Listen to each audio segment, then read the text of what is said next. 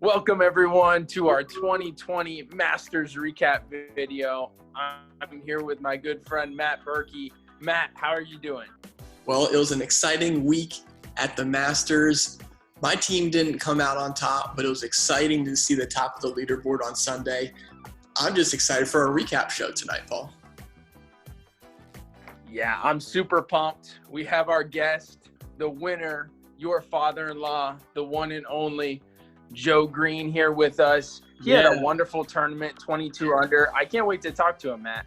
Well, let's bring him in. You know, he's my father-in-law, joined a few tournaments ago. He's really excited about it, and he did great. He got the win. Let's bring him in.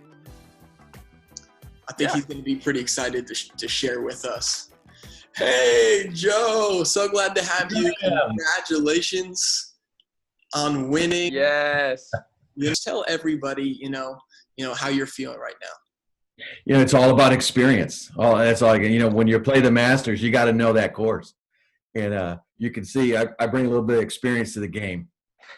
But no, I mean, there's no secret. I unashamedly I rode DJ right into the winner's circle. I mean, I was really surprised, Paul, when you said only two people chose. I should have looked and paid attention, but I guess only two people chose DJ. But just the obvious choice. And I'm also a fan, so there's no way I was going to not choose him at the Masters. But yeah, it was a lot of fun watching that. I had a couple other good picks on my team. As we had Rita, who did well for me one day, and also Justin Rose, no slouch. My sleeper pick was Spieth. I thought maybe he had one good round in him, but not really. But I didn't need him. Yeah, we were going to ask you there. You kind of told us how you chose your team. Anything else you'd like to add? We were going to ask you, anything specific on how you chose your team there? Well, I've been watching DJ, and, he's just been all on this game in every aspect. So, I mean, there's a reason why he's number one in the world, right? But the way he ended this season with FedEx Cup, and, I mean, we all know he can drive like crazy. I was a little concerned with the Masters because – you play more hooks than you do that baby fade that he hits. But it didn't hinder him at all. I mean, he was all over the fairways and putting the ball in great position. I mean, so I just knew the way he was playing coming in, I knew he had a great chance of winning. And of course, Justin Rose is always a competitor at the majors, and so is Reed. I mean, so I picked guys that knew the course. I picked guys that are great competitors, and yeah, that's why I was 22 under. Right. Great strategy.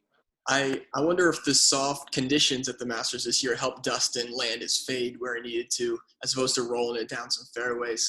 So Joe, our next challenge coming up for a major is the Masters again in April. What will be your strategy? Is your strategy going to change at all? Are you going to pick the same exact team? What are you going to do? I always struggle with that, because I've been a fan longer than I've been a fantasy player. So I always struggle with going for, fortunately, my two favorite players are Woods and DJ. And so DJ was an easy choice for me, like I said. But I don't know. I might grab Woods the next time, just possibly. We'll wait and see how his body's holding up going in. But I think you choose some guys that have some experience. So I'm going to stick with that same strategy, some guys that know that course. All right, well, you heard it here, folks. Strategy and competitive gamers are the winning formula for this year's Masters. Joe, thanks so much for joining us from Binghamton, New York. Congratulations again on your entrance into the winner's circle, and we look forward to you playing again soon. Where's my green jacket, guys? Send it to you in the mail. Virtual. Matt will put in a virtual. There we go. There you go. Give me a green jacket. Yes. Thanks. Hey, appreciate it. It's a lot of fun. All right, thanks, Joe. Thanks, guys. All right. Well, Paul, it went down to the wire on Sunday. Give us some of the late Sunday drama. Yeah. So when I sent out the recap text last night, or actually this morning, it was really down to those three guys. We had Joe Green, who pulled it out. We had Taylor Smith, and then our defending major champion, Joel Rodriguez there. Those three guys, I mean, it was going back and forth if you were kind of keeping up with the live link. At some points, you would see them tie. Joe was winning. Maybe Joel was right there, Taylor. And it really came down to 3 golfers between Rory McIlroy, Dustin Johnson, and Justin Thomas. And in the end, I mean, the best player in the world pulled it out. And DJ was 4 under there. I believe he ended up there. And really, it just really didn't matter for Joe. I mean, he pulled it out. But like he said, he just had a great overall team with Patrick Reed kind of leading the way on Tuesday, really, or not Tuesday, in round 2, really closing that gap on Taylor and really making a difference. The other thing I'd like to add, Matt, and I don't know if you saw this, did you see Tiger Woods' 10 on the par 3? Did you by chance catch that? No. Today? Yes, today. Tiger had a 10. Goodness. Which otherwise Tiger would have shot, I think, 3 under, which could have helped some other people, rise up. But he hit 3 balls into the water. Wow. Was it 17 or 16? No, it was 12. Okay. Rays Creek, the one with the creek there. Talking about par 3s, we didn't say on our preview show, John Rahm at the par 3 contest skipped one across the water into the hole. That was incredible. Yes. So Paul, if any of you did not see that, go watch that. Yeah, watch it on YouTube. Paul, let's hand out our favorite award right now. What do you say? Oh, yes. Our favorite award, the 3-putt award. Now, there's 2 lucky winners. This goes to the very last people in the competition. So it was actually a tie. So we really get to give it away to 2 friends. Yes. 1 friend, good friend of ours, and then 1 childhood good friend of mine. The first one, we have to give it to Jacob Taylor. Yes. Jacob, which, cue the video, Matt, there, was your pick as one of your favorite teams. And on paper, I mean, it looked really good. I know he had Xander there. He had Tony Finau, Jason Day, Cameron Champ, and Champ kind of led. It looked really good, and it just didn't happen, and that happens sometimes. And then our second – yeah, and I know Jacob is probably one of our best, most knowing golf fans that we have in the league. So it just shows you that it doesn't really matter how much you know. So you're saying it's luck to win? Is that what you're saying, Paul? Yeah. I'm saying it's a little bit of skill, some skill and some luck there. Okay. And then our second award goes to Michael Dr. Mansfield. He's not a real doctor, but he likes to call himself one. And I know we have a great picture Matt's putting in for us here that you can see Michael.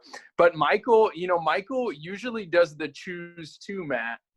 And he decided to stray and actually pick 4 guys. And it just didn't work out for Michael. So I'm going to guess he's going to go back to the choose 2, but you never know. Yeah. He had Bryson Brooks, Jason Day, and Eric Van Rooyen, who withdrew. I mean, that's a tough thing. Withdrew on day 1. So you got to pick someone who's committed, Mansfield. Come on, man. Yeah, didn't work out. Didn't work out for Mansfield, but that's okay. Well, congratulations, Matt. Can you give us? Yep. Sorry, there. Can you give us the perfect team? Sure. I was just going to say congratulations to our 3-putt winners. You guys really earned it. But our perfect team is something we calculate every tournament. It's just what is the best combination. And this year, really, it came down to you had to pick DJ and Corey Connors, rated plus 50 in the world rankings. That was your perfect team. You needed Connor's score.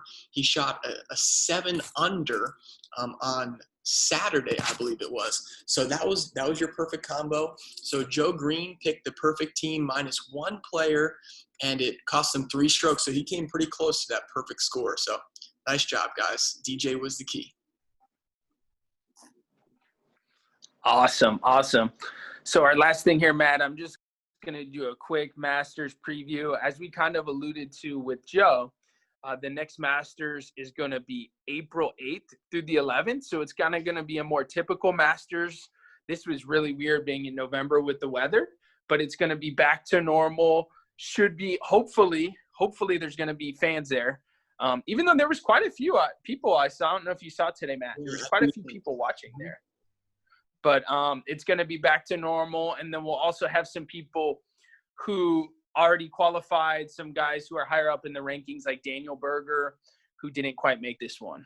Yeah, so it should be great. I'm looking forward to it. Hey, it'll be great to be back at Augusta. Paul, maybe this will give us another chance to try to shave your head or shave your beard. You never know. And maybe you too. I want to see that Fu Manchu. Yeah. Or something, or a mohawk maybe for you, Matt, or something. Very interesting. I'd be interested in the stakes for those. So we want to thank everyone for playing. Thanks for being our loyal customers. Again, I think the most people played this tournament more than ever before. So thanks again as we continue to grow. And we're looking forward. We have to thank Paul for organizing this and communicating all of this each time. So bravo, Paul, Commissioner. Thank you. Thanks, Matt. And close with that. And we got to give a huge shout out to our Stevie Thomas, who is our tech guy, always doing our, he's behind the scenes on the spreadsheet and everything. Absolutely. So shout out to Stevie also. Thank you, Stevie. Okay. So long, friends, and we will see you next time. See you guys.